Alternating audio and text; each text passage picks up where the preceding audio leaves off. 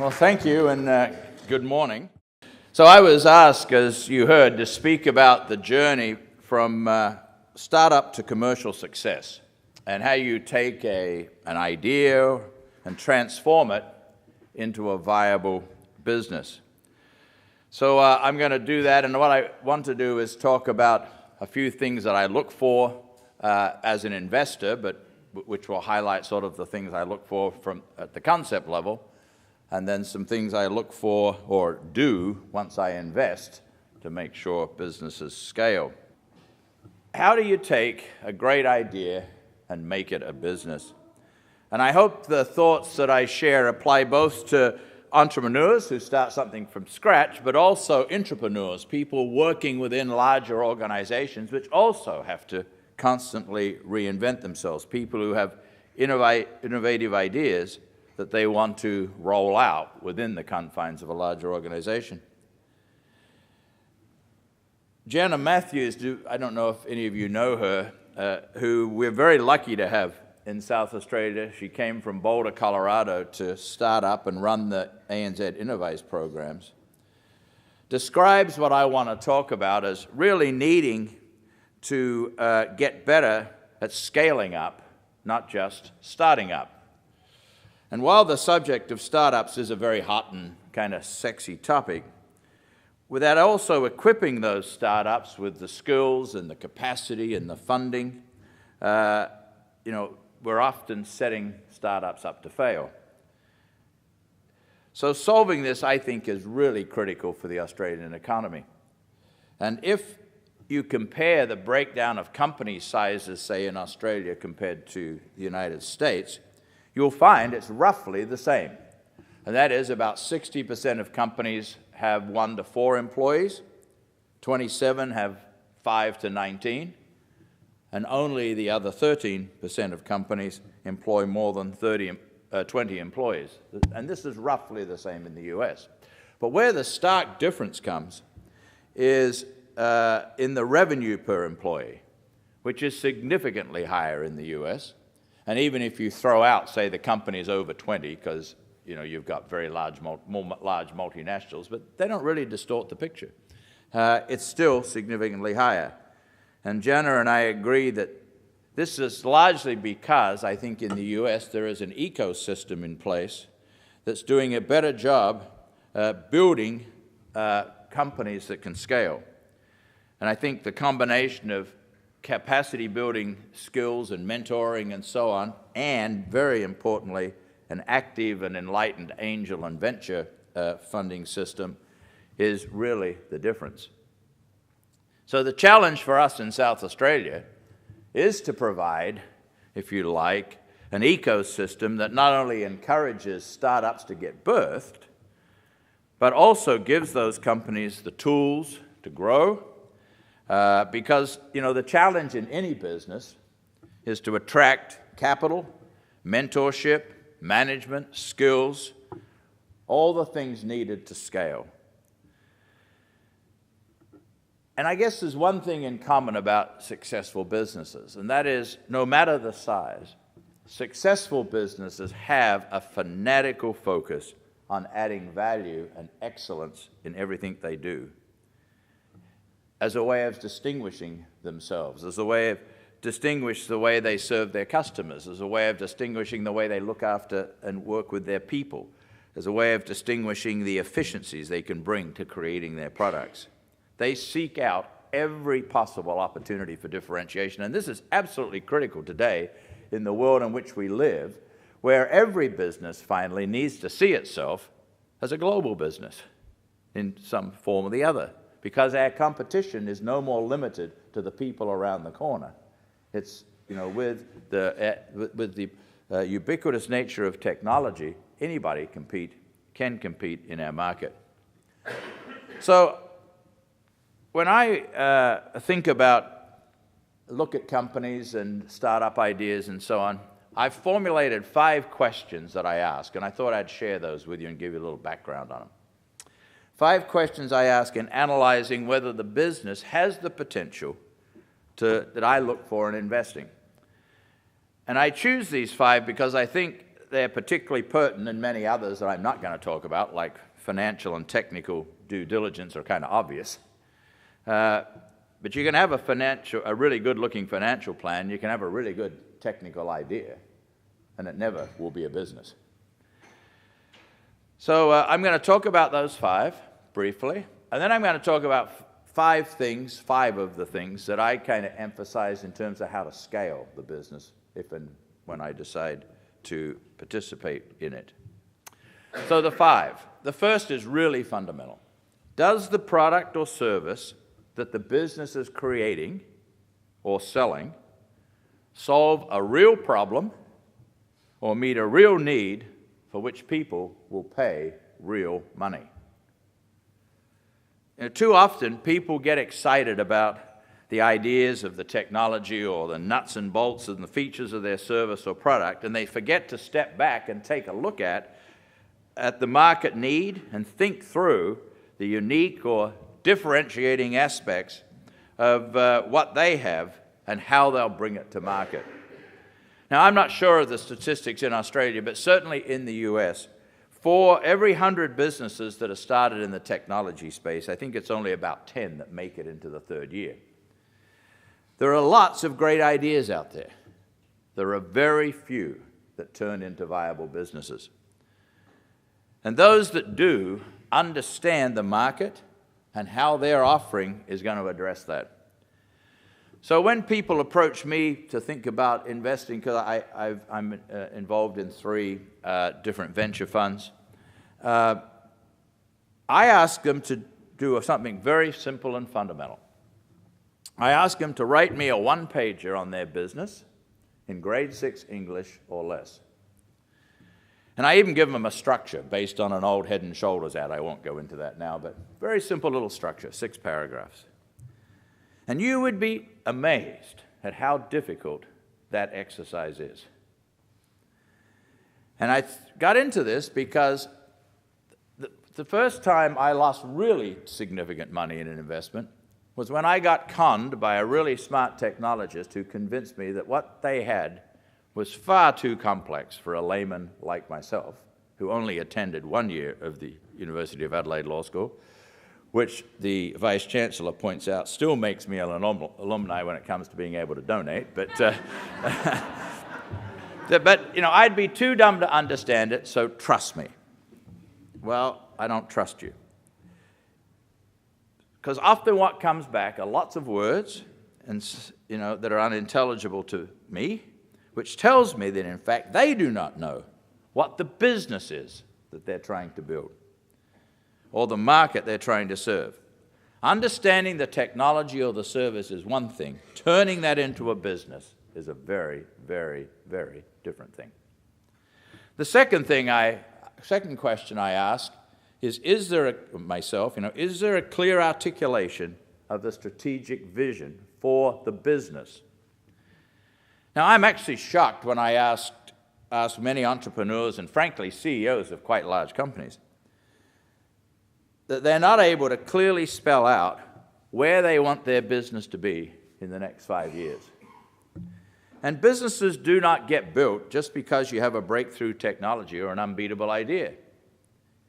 And being able to take a really clear snapshot of where you want to be in 3 to 5 years is absolutely critical to defining what you do in the business today. And as the old saying goes, if you don't know where you're going, any road you take will get you there. Now, vision is dynamic. You know, it's not a goal to be accomplished, although goals and milestones along the way are very important, but an image to strive for that is concrete, compelling, and aligns all of the people involved in the business. In the first year of starting our business, we decided we wanted to be a billion-dollar, globally elegant IT services company. Now, when there are only 10 of you in the company, and you're fighting to keep the one client you've got, and you're fighting to meet payroll, maybe that may sound illusory, or just plain stupid, or perhaps you're wondering what it was we smoked or drank and where you could get some of it. But our picture of where we wanted to be, and we then, you know, we saw that as a 20-year vision, but we then built that into series, into 3 and 5 year visions. And our agreement around that was absolutely critical in forming the context for key decisions about how to build our business, even at that stage. And successful businesses, I think, can point at any time to a very clear picture of where they're going. And of course, you keep changing. I mean, we would build a 5-year vision every 2.5 to 3 years because it runs out. You've got to keep building it. And it would change. But it's no good just having the idea of the technology. It's the picture of where you want this business to be that's absolutely critical. Third, and I'll talk about the hows on this later, but I always try to look at, is the business scalable?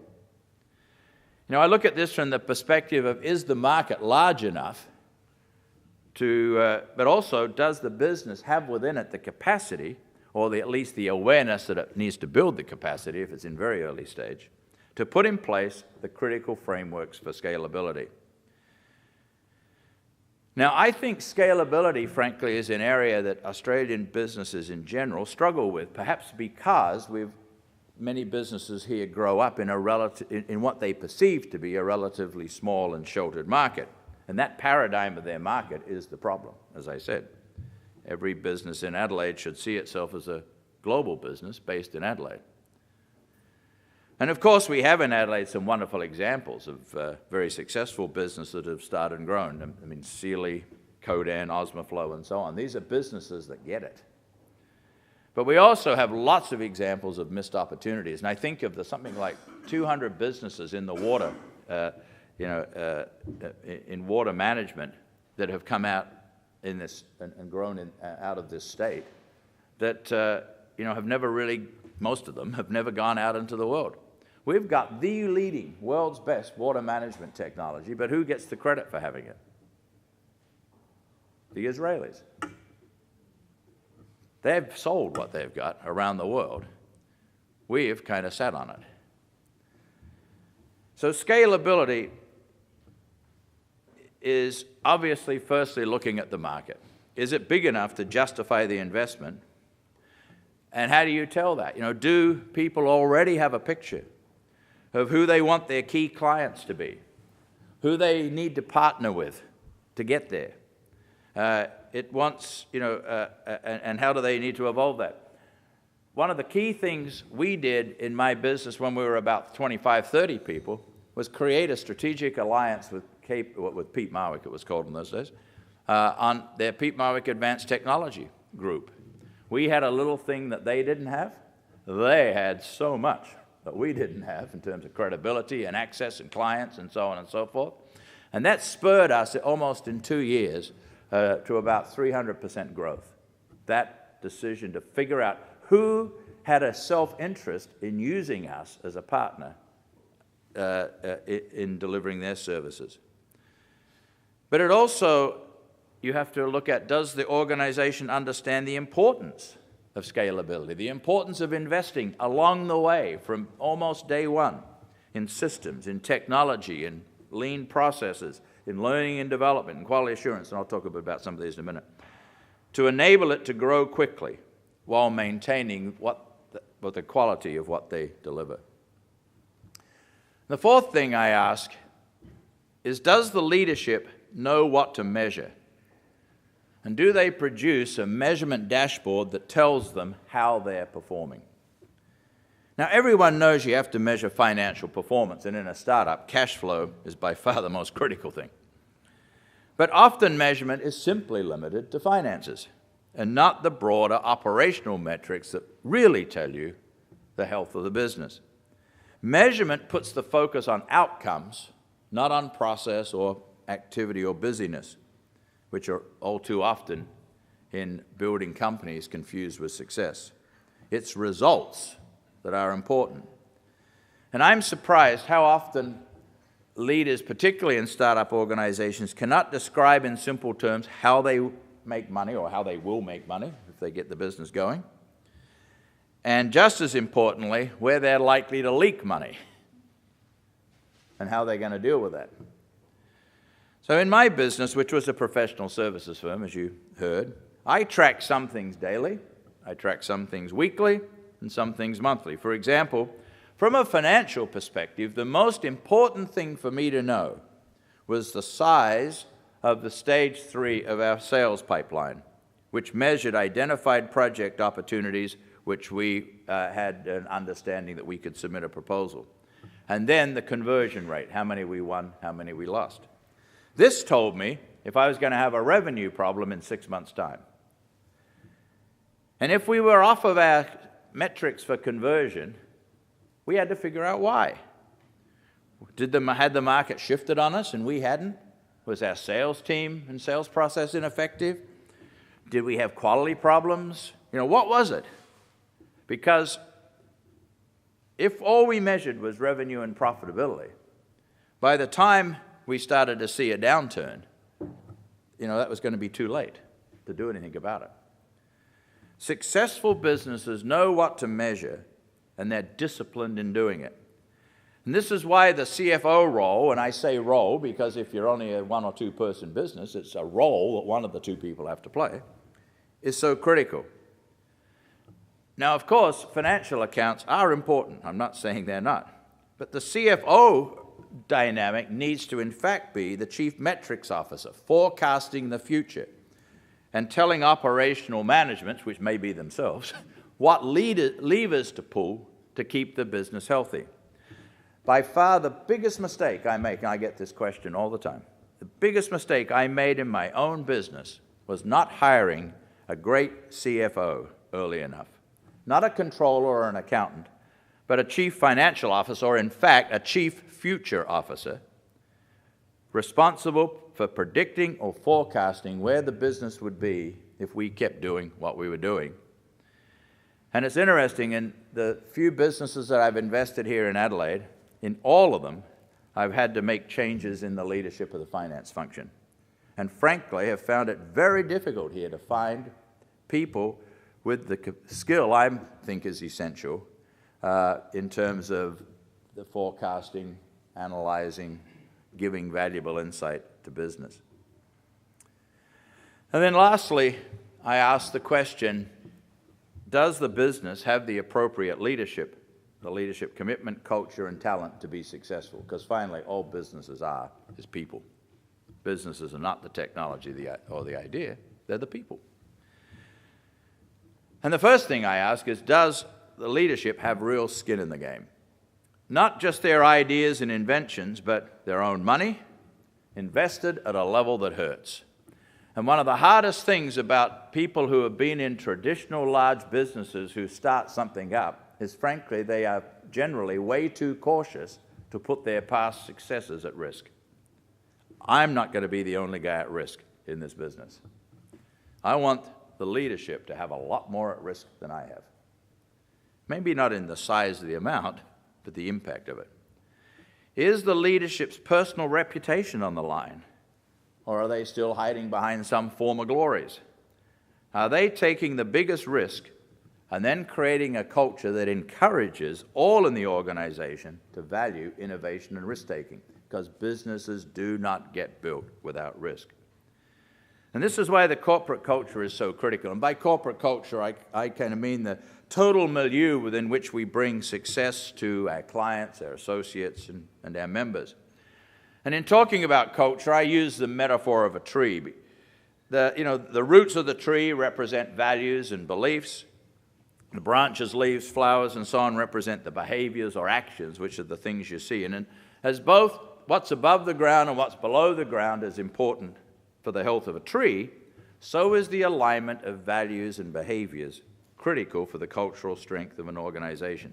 Successful businesses know what they value, what is absolutely important, and they insist on behaviors that align with those values and will not tolerate behavior that violates those values. And by putting the focus on culture rather than charisma of the leader or rules and regulations or structure, you're shifting the burden of responsibility for the success of the business to every associate, every client, your supplier, your board, or whatever. So I look to see if the leadership is willing to hire into the organization people who are better than they are? Or are they defensive and insecure? Do they operate as a team? Or is it an I or me focused culture? And all you have to do is be awake and listen, and you can figure this out. I will back leaders who are team players with about 80% of the talent any day over someone with great individual skills who's all about him or herself. Because great businesses are built by aligned and attuned teams, not superstars or heroes. I also want to understand their openness to putting in place a board, in quotes, may not be a formal board, but really an unholy coalition of perspectives that work as a team to mentor and support the business. Because if you're not willing to hear diverse opinions and get diverse ideas into the business, you won't be successful.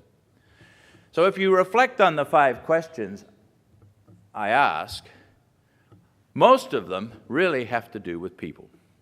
Because it's pretty easy to figure out if the technology's there, or if with a bit of work, if the idea seems to have legs and makes sense. It's all about, can you execute it?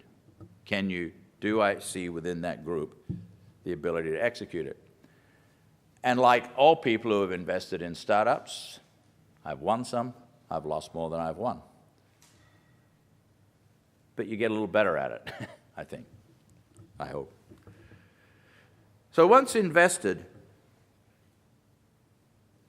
then the focus turns to scaling. And actually, I think that's the bigger issue for us in South Australia. How do we grow businesses in a sustainable way? We're an economy that's built on diversity, which is part of our strength. We've got a lot of great small to medium-sized enterprises. But we're not going to get there and create the vibrancy in the economy that we need if we keep doing things the way we've been doing them. We've got to take a bold leap. Bold leap in terms of both the markets we are willing to go out and win and the way we operate. So how do you get there within a business? How do you balance aggressive top-line growth, which is critical if you're going to scale, with appropriate cash flow burn, depending on how much you got, your planned profitability, the creation of systems and processes, all that kind of stuff. It's a very intricate balancing act. But I've kind of found sort of 5 things that generally work for me in terms of where the emphasis needs to go. It's all about sales. The difference between a technology and an idea and a business is people buy stuff. And people don't buy it if you don't get out there and sell it. Now, the most phenomenally gifted con artists in the world are CEOs of startup companies who tell you how successful their sales pipeline is, but they can't show you anything. So I've gotten pretty ruthless, no matter the size, of creating what I call a sales pipeline process that has a scientific base to it versus the sort of idealistic hopes and dreams and optimism of the CEO. So I use a very simple, it's not simple, but it's relatively simple process.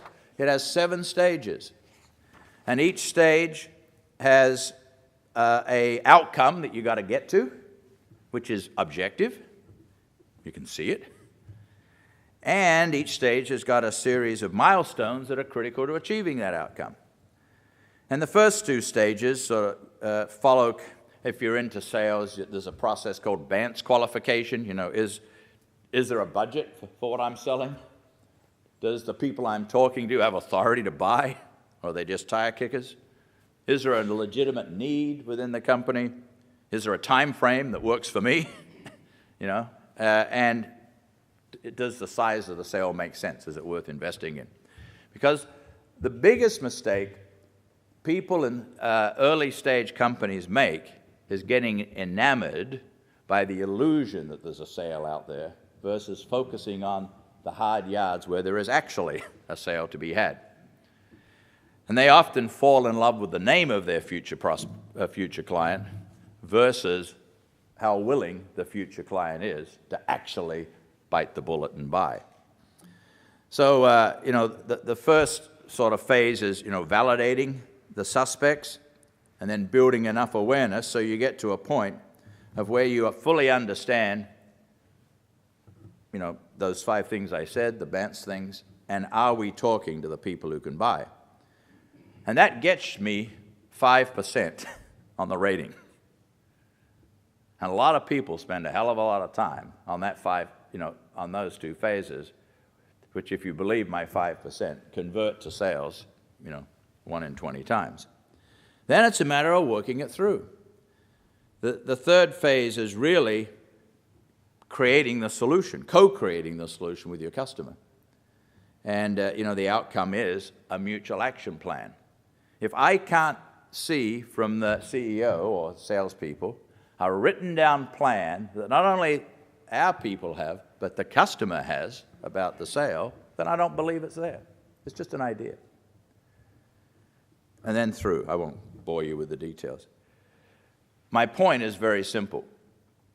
Sales is not about simply charisma and throwing energy at the market. Good sales is about a very disciplined process that you work through and create a collaboration with your future client so that they, in fact, buy. The second thing I try to work on is what I call repeatable business processes. And usually in startups, this is focused around eliminating all the roadblocks to growth, which usually are the CEO. Because in most startups, the CEO wants to control everything. You can't go to the bathroom without the CEO signing off on it. You can't scale a business that way. If it's key person dependent, it'll die. So are they willing, firstly, to delegate and create a team and share responsibility? Are they willing to invest in technology, which today is phenomenally inexpensive, that really makes the business a self-service business, where even your customers, in certain cases, can actually do your work for you? Are they willing to invest in basic processes and systems and enforce the disciplined use of those and not tolerate people working around the system, making no exceptions, especially for the CEO? I could talk for hours on that. Third, quality assurance processes. You can't scale without quality assurance. Now, entrepreneurs will often tell me, but this is a luxury I can't afford because we're not big enough. I say, no, it's a luxury you can't afford not to afford because you'll never get big if you don't have disciplined quality assurance processes. Because what's the biggest thing that's going to kill a business other than sales ineffectiveness? Winning work and not delivering on it. Selling something that doesn't do what you said it was going to do. And as you scale quickly, the disciplines around quality assurance are absolutely critical. It's important as you scale that you get better at what you're putting out to the market, not just maintain the status quo. The fourth thing is learning and development processes. This is absolutely an essential thing because in today's world, change is the norm. And certainly in a services business, learning and development is critical. But I would argue that in any business, given the rapid rate of change in technology, the rapid rate of change in the market, the rapid rate of change in what's coming out to the market, it is absolutely crucial that everybody in the organization has a learning plan that they actively participate in. In our business, you didn't get, we structured our compensation so that everybody got a bonus, was eligible, didn't everybody get, but everybody was eligible for a bonus in one way or fashion.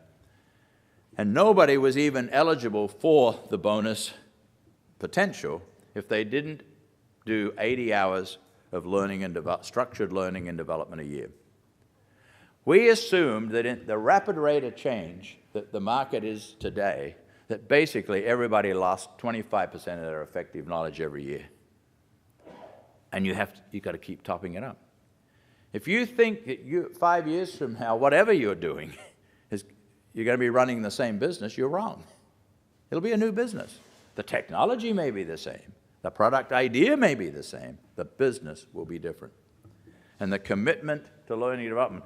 And this is why, frankly, in the state, I'm such a huge proponent of the Skills for All program as an example. I think it is a very good example of what government can do to support small and medium enterprises, because small and medium enterprises cannot set up their own in-house learning environments. And that is a good role, I think, for government in relation to business. And the last, and I should have actually probably put this first, but I'm so fanatical about the sales thing. I can't stress how important that is participatory planning processes. Startups need to use every available brain they got to keep working their business and involving everybody, every employee or associate, as I prefer to call them, customers, if you can get them involved. And it's amazing how many customers, if they value what you do, will actually help you build your business. People who are retired or whatever, the more the merrier, as long as they are committed to what you're doing. The last thing any business needs is a bunch of people giving free advice. There's a big difference between free advice and engaged people committed to making your business successful. I think what I've found is that the startup phase, and I don't know where, startup phase, how long is that? I don't know. It varies, of course. First 3 or 4 years, in some cases, the first 20 people, 25 people, that it's critical that you take 2 to 3 days a quarter and lock everybody in a room and pull the business apart and reinvent it. Figure out what you've learned, figure out what's working, do more of it, figure out what you're going to stop doing, and that's one of the hardest things to do in startup businesses. Figure out what you need to start doing that you're not doing, etc. Pull the business apart and put it back together with the most invested people you've got that you can draw on. So it's about sales. It's about scaling. It's about repeatable business processes. It's about quality assurance. It's about learning and development, and it's about involving or participation. That I think are the human factor elements of scaling, and I'll leave aside for the moment the financial factors. So in closing, perhaps you'd allow me one sort of reflection, I guess, off the subject. I believe there's one common thing about successful businesses, and I hinted at this at the beginning, and that is that they manifest excellence in all that they do along the journey. Now, what is excellence? The dictionary defines the word as superior virtue or high-end repute. Aristotle said, "We are what we repeatedly do." Excellence, then, is not an act, but a habit. And it's interesting to note that the opposite, or antonym of excellence, is mediocrity. From my experience, approaching a task or living a life where all right is good enough, it just won't get you there. Where you do enough to get away with it or settle for second best can lead to frustration and misery. I suggest that contentment comes in striving for excellence in all that you do, even if you fall short of your aspirations. Excellence has to do with having a vision, which I referred to as in part of the business, but also from a personal perspective, creating your own personal vision, because if you don't have your own personal vision, other people will have you live their vision for you. Excellence suggests a comfort with who you are, your strengths and your weaknesses, your passions and skills, your idiosyncrasies, the things that bore you to death. And this is not easy because it requires honesty and reflection and non-defensiveness in analysis. excellence is found in doing the little things to perfection. You may think the big thoughts, but a commitment to excellence in every action is what distinguishes great companies. I've got a colleague, my number 2, who was fanatical about this. Every time we had a meeting, he personally, this is the second, actually he was the highest paid guy in the company, because half the time I didn't get paid because 70% of my pay was tied to performance, and if we missed it, I didn't get it. Whenever he goes into a room for a meeting, he erases the whiteboard. How many times you go into meetings, the scratchings and the like? He puts the right number of chairs around the table. He puts the water and the glass in exactly the same spot, the paper lined up, the pencil at a right angle.